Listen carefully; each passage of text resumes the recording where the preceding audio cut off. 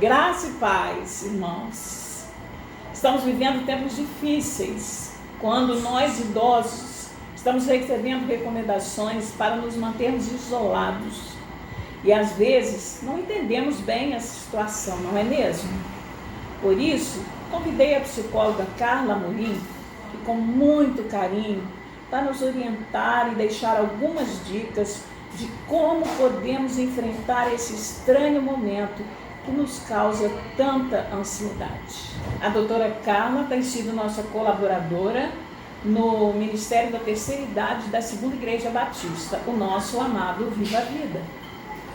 Carla, sabemos que esse momento que estamos vivendo causa muita preocupação, mas que problemas de saúde a preocupação prolongada pode causar em nós idosos? A preocupação em níveis exagerados, ela pode sim trazer prejuízos à saúde e apresentar vários sintomas.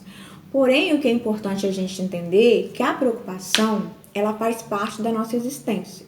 E ela, de maneira equilibrada, ela pode nos auxiliar na execução das nossas tarefas, na organização dos nossos projetos. Então, ela não é ruim. Nesse momento, por exemplo, todos nós estamos preocupados com o atual cenário que estamos vivenciando, a experiência da pandemia que tem nos deixado angustiados, às vezes muito preocupados com os nossos familiares, com as pessoas, com a situação que estamos vivenciando. Então, essa preocupação, ela é pertinente nesse momento. Porém, o que vai fazer o diferencial é a intensidade dessa preocupação. Quando essa preocupação ela passa a ser exagerada, foge daquilo que é específico, isso já vai evoluir para níveis da preocupação patológica, porque ela é excessiva. Por exemplo, se eu me preocupo em tomar todos os cuidados necessários para a prevenção da doença, por exemplo, lavando as mãos, usando os recursos, seguindo todas as orientações que a gente já sabe sobre o Ministério da Saúde, tem sido muito enfático com relação a isso. E se eu coloco em prática esse trabalho de prevenção, eu tenho o quê? Uma preocupação saudável. Esses pensamentos cautelosos, eles são pensamentos saudáveis. Agora, quando eles são exagerados, e isso faz com que eu possa vir a ter alguns sintomas, por exemplo, como irritabilidade, inquietação. Esses altos níveis de estresse podem evoluir para níveis patológicos, até mesmo gerar o transtorno de ansiedade. Então, doutora, fale um pouco mais sobre os principais sintomas da ansiedade. Primeiramente, a ansiedade, ela tem sintomas físicos e sintomas psicológicos, A gente vai falar um pouquinho dos sintomas psicológicos da ansiedade, que é inquietação, descontrole dos pensamentos, irritabilidade. A ansiedade também pode vir carregada de dificuldade de concentração, aquela sensação de branco, de branco na cabeça, me deu um branco, não consigo lembrar de nada. E má qualidade do sono, é aquele sono inquieto, você deita para dormir e não consegue relaxar. E também há os aspectos físicos, do transtorno de ansiedade, que são, por exemplo, taquicardia, tremores, sudorese, respiração artificial, sensação de que as mãos estão frias e os pés também, tremores. Esses são alguns sinais, dos sintomas da ansiedade. E que é importante a gente observar a intensidade e a duração desses sintomas, que muitas vezes, esses sintomas chegam a ser confundidos com problemas cardiovasculares, porque às vezes chega até ter níveis de elevação da pressão arterial. E geralmente a pessoa está experimentando uma crise de ansiedade, que quando esses problemas não são tratados, não são identificados, podem evoluir para outros transtornos, inclusive para a crise do pânico. Então, é muito importante que os cuidadores, que as pessoas que estão próximas, e até mesmo o idoso, ele fique atento aos sinais. E percebendo que esses sinais persistem, que esses sintomas não são passageiros, é importante buscar a ajuda de um profissional, ou conversar com o seu próprio médico que faz seu acompanhamento e buscar orientações. para que ele possa te ajudar ou até encaminhar, né, para uma orientação, né, para uma psicoterapia, ou até mesmo quando esses sintomas são muito intensos, fazer, né, um tratamento medicamentoso. Então, é extremamente importante ficar atento a esses sinais, principalmente, né, o grupo da terceira idade, que não está isento de vivenciar as mesmas experiências que os outros públicos também vivenciam, e que é tão importante a gente cuidar da nossa saúde mental, principalmente nesse tempo que já vem carregado de tensão e de ansiedade. Mas como é possível acalmar a ansiedade na terceira idade?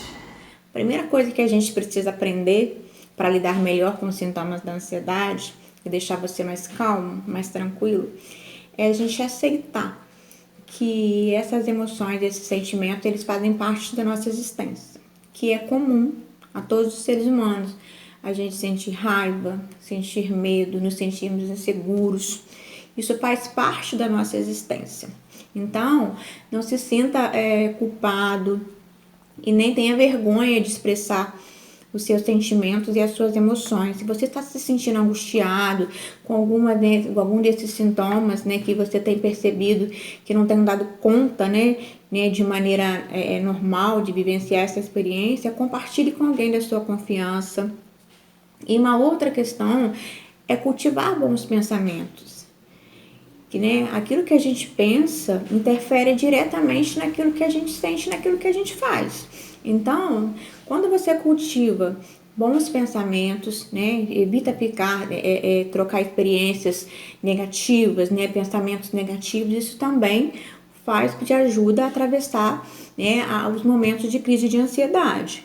Então, é extremamente importante você perceber a qualidade dos seus pensamentos e das suas preocupações, das questões que te preocupam, que geram ansiedade. Se é aquele problema que está te angustiando, que está te preocupando, é possível você resolver?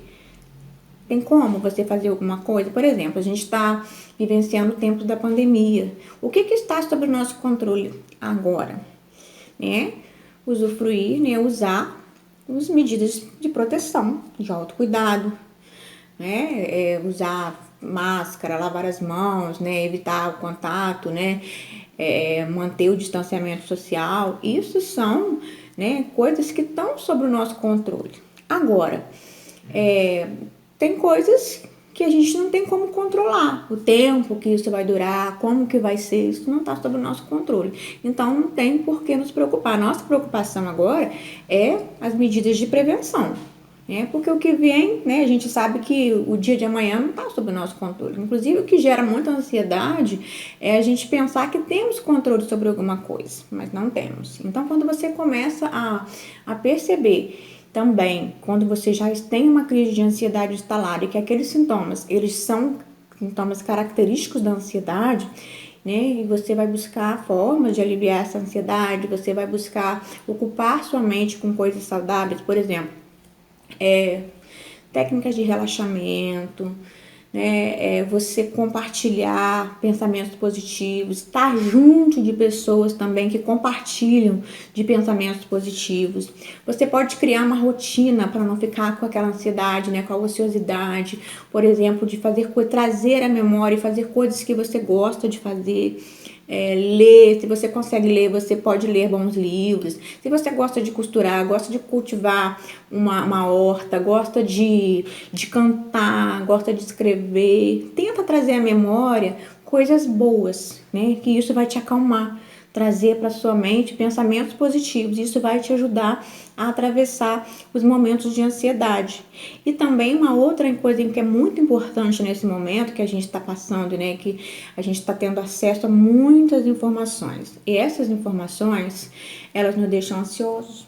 Então, a gente precisa estar muito atento à fonte dessas informações. Se tudo que a gente ouve, se tudo que as pessoas falam, isso realmente é verídico? Questione as informações e busque, se necessário, só informações, né, nos sites que são confiáveis, né, como o site do Ministério da Saúde, porque se você ficar vendo um monte de notícia que a gente fica assistindo televisão, isso tendencia a nos deixar mais ansiosos. Então, evite né, se for possível, assimilar muito desse tipo de informação, busque ficar, se distrair, né, a internet, né, ultimamente a gente tem aprendido a lidar melhor, né, com a tecnologia. Por exemplo, você pode buscar receitas, você pode aprender a lidar melhor com jogos na internet, você pode, além, mais importante ainda, é você manter contato com as pessoas, né? A gente está falando para isolamento social, mas a gente não está isolado, né? A gente está tendo um distanciamento necessário, e não é um distanciamento afetivo. Você pode buscar contato com aquelas pessoas que você gosta, mandar mensagem para as pessoas que você gosta, do seu convívio, mas de maneira virtual, né? Que é uma nova forma que a gente aprendeu, acho que até nos aproximou mais das pessoas. Então, cultive esses bons pensamentos, esses hábitos, né, saudáveis, sem contar que a gente precisa, né, higienizar os nossos pensamentos e também cultivar hábitos saudáveis, boa alimentação. Se for possível, você faça uma atividade física, menos que seja a mais básica possível, que é caminhar ali dentro da sua própria casa, no seu próprio quintal, mas não deixa de praticar uma atividade física, tomar sol de manhã, né, seguir as orientações dos seus médicos, né, dos especialistas que te acompanham, a fazer uso correto da sua medicação e você cuidar das suas emoções. Isso é muito importante. E quando você perceber que não está conseguindo dar conta disso sozinho, compartilhe com alguém da sua confiança ou busque ajuda, né, com um psicólogo, né, um psicoterapeuta que pode te ajudar a entender, né, a origem dessas preocupações, né, e você conseguir lidar melhor com elas, né, principalmente nesses momentos, né, de pandemia. Então, são algumas sugestões, né, que eu trago para você aprender a lidar melhor com a ansiedade. Às vezes o idoso não responde a esses recursos que você colocou, se tornando cada vez mais ansioso, precisando de algum tipo de ajuda. Então, quando procurar ajuda profissional por causa da ansiedade? Então, quando você já utilizou de todos esses recursos que eu disse anteriormente e que esses sintomas ainda persistem, é importante você procurar ajuda de profissional para te orientar e te ajudar a lidar melhor, né, com as suas emoções, né, ou até pensar que situações, né, que estão desencadeando essa crise de ansiedade, porque a ansiedade, né, o transtorno de ansiedade é algo muito sério e que precisa ser tratado, precisa ser levado a sério, porque ele pode evoluir, né, para sintomas mais graves, até mesmo para a crise do pânico, além de outras doenças emocionais. Então é extremamente importante ficar atento e buscar ajuda com um profissional da sua confiança, né, buscar auxílio de psicólogo quando for necessário, né, para você te auxiliar a atravessar o seu momento de ansiedade, que é bom saber que é possível ter qualidade de vida apesar da ansiedade. Então, se você percebe que está usando as estratégias e não estão sendo suficientes, que você precisa de ajuda profissional. Porque tudo passa pela nossa mente. E quando a nossa mente, né, quando nossas emoções, elas não andam bem, nada fica bem. Você pode, né, frequentar os melhores lugares, estar com as pessoas que você gosta, mas se as suas emoções não estiverem bem, não tiver o equilíbrio das suas emoções, dificilmente você vai ter qualidade de vida. Então, assim, a terceira idade também é um público que precisa ter muita atenção com relação à qualidade de vida, e principalmente, né, da saúde emocional. E quando a gente está bem com as nossas emoções, a gente consegue lidar melhor com todas as outras circunstâncias da vida. Sobre essa quarentena que estamos vivendo, é verdade que as pessoas com mais de 60 anos, se forem infectadas pelo Covid-19, têm mais chances de complicações? E por quê?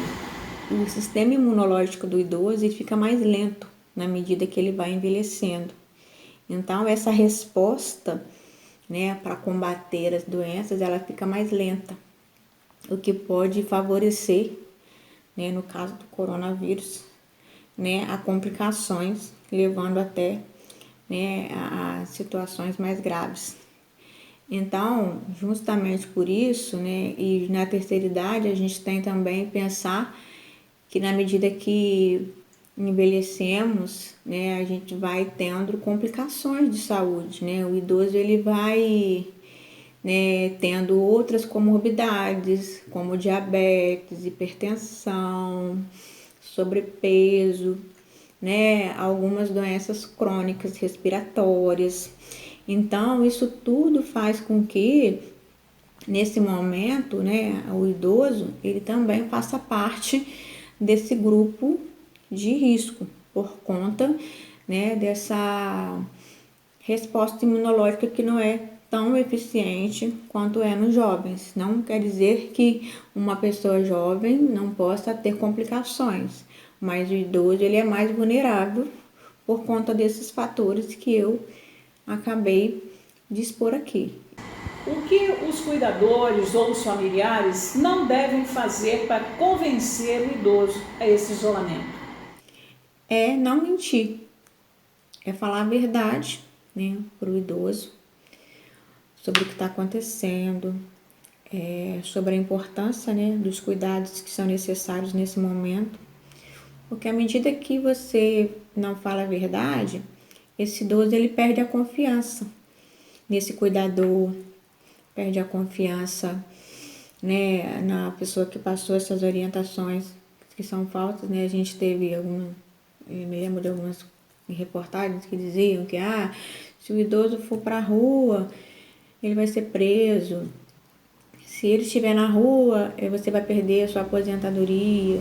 Isso tudo são informações falsas, né, que não devem ser, né, colocadas, até então elas geram pânico e ansiedade. Então é importante que você fale a verdade, né, do que realmente está acontecendo e por que a necessidade do distanciamento social nesse momento. Porque o idoso também é responsável, né?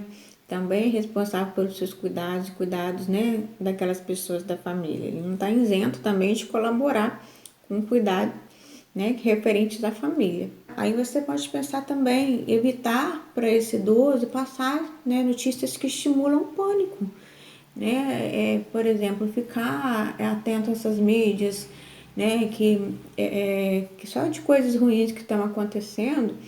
Então, assim, estimular essa situação de pânico vai gerar no idoso ainda mais ansiedade e possivelmente complicações, né, para a saúde emocional dele, né, e também levá-lo a refletir que o isolamento social, né, esse distanciamento que a gente está experimentando, ele não é uma condição só aqui, né, outros países também, né, estão tomando essas medidas, estão tendo resultados positivos. Então é importante você, né, compartilhar informações que não gerem pânico no idoso, né? Deixar filtrar aquilo que esse idoso ouve, aquilo que ele recebe. Então é muito importante, né, você evitar que esse idoso tenha acesso a essas notícias que podem causar, né, ainda mais ansiedade para ele, né? E outra coisa que você pode auxiliar é não confundir o isolamento, né, o distanciamento social com o distanciamento afetivo, tá? É muito importante que seja pensar assim, eu estou no isolamento, mas eu não estou abandonado, né? Manter o contato. Se de repente você não consegue falar, esse idoso não consegue ter acesso ao telefone, mesmo que seja de longe, para ele ver aquela pessoa querida, um neto, né? Geralmente eu penso que tem trazido muito desconforto, né, para o idoso e estar mais longe dos netos, dos filhos e dos netos. Então, se for possível, ainda que de longe, para que eles possam ver. Você pode também ligar, fazer chamada de vídeo. O hábito nesses idosos ainda escrever cartas, mensagens, isso é muito importante. A gente precisa criar estratégias para estar perto desse idoso nesse momento, né, que é tão crítico, onde que a gente está aprendendo, né, a viver nesses novos modos de existir, né, de manter-se unidos, né, mesmo que seja de maneira virtual. Muito obrigada, doutora Carla, por ter aceito participar desse bate-papo tão bacana que nos trouxe dicas que vão nos ajudar muito nesse momento. Quero também agradecer a todos vocês que estão nos ouvindo e dizer que o Ministério Viva a Vida da Segunda Igreja Batista está à sua disposição.